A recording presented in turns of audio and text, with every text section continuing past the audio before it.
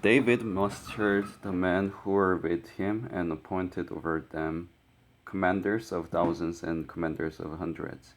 David sent the troops out, a third under the command of Joab, a third under Joab's brother Abishai, son of Zeruiah, and a third under Ittai the Gittite. The king told the troops, I myself will surely march out with you. But the man said, you must not go out. If we are forced to flee, they won't care about us. Even if half of us die, they won't care. But you're worth 10,000 of us. It would be better now for you to give us support from the city. The king answered, I will do whatever seems best to you.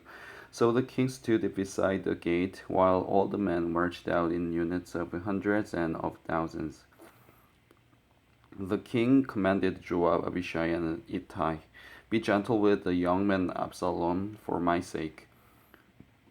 And all the troops heard the king giving orders concerning Absalom to each of the commanders. The army marched into the field to fight Israel, and the battle took place in the forest of Ephraim. There, the army of Israel was defeated by David's men, and the casualties that day were great 20,000 men. The battle spread out over the whole countryside, and the forest claimed more lives that day than the sword.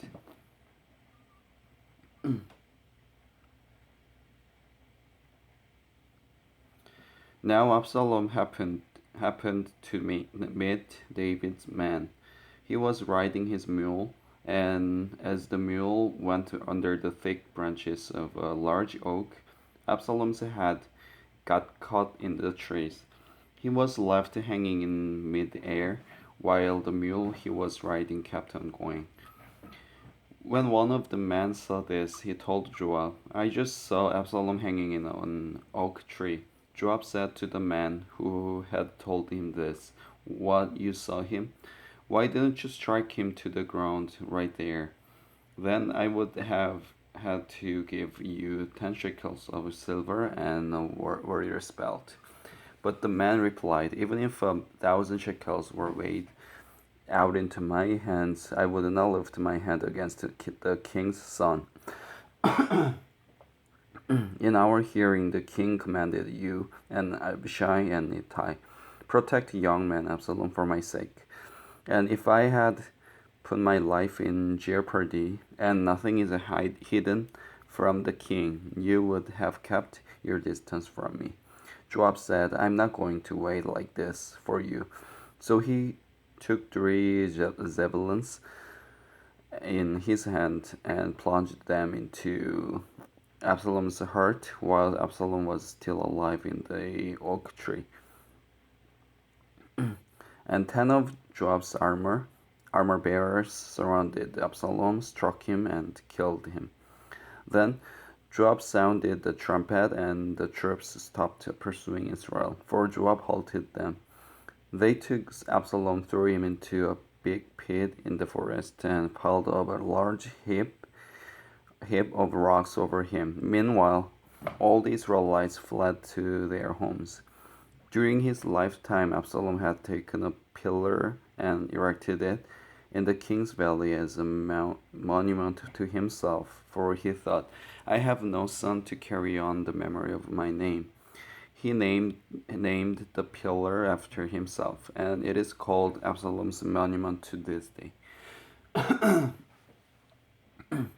Now Ahimaaz, son of Zadok, said, let me run and take the news to the king that the Lord has delivered him from the hand of his enemies.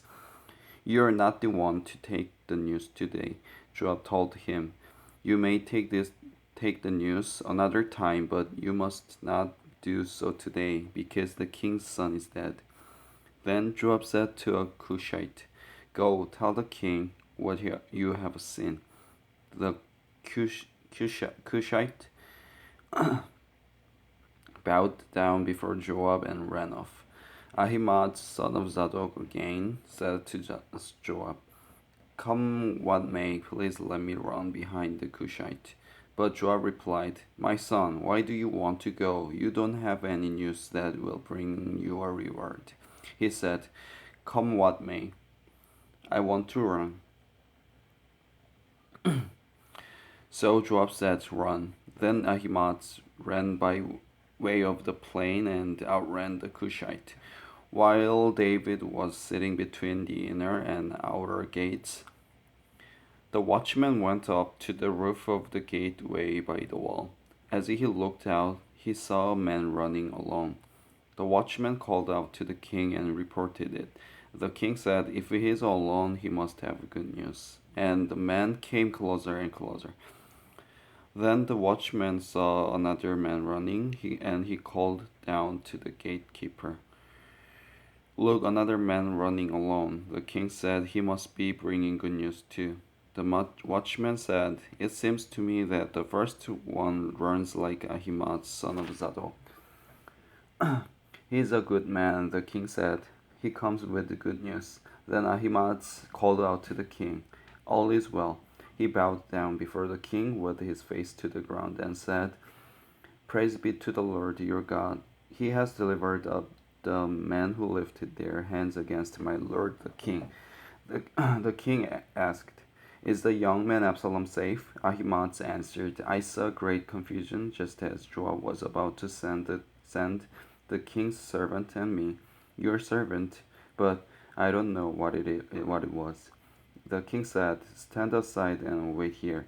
So he stepped aside and stood there. Then the Cushite arrived and said, My lord the king, hear the good news. The Lord has delivered you today from all who rose up against you. The king asked the Cushite, Is the young man Absalom safe? The Cushite replied, May the enemies of my lord the king and all who rise up to harm you be like that young man. The king was shaken. He went up to the room over the gateway and wept. As he went, he said, Oh, my son Absalom, my son Absalom, if only I had died instead of you, O Absalom, my son, my son.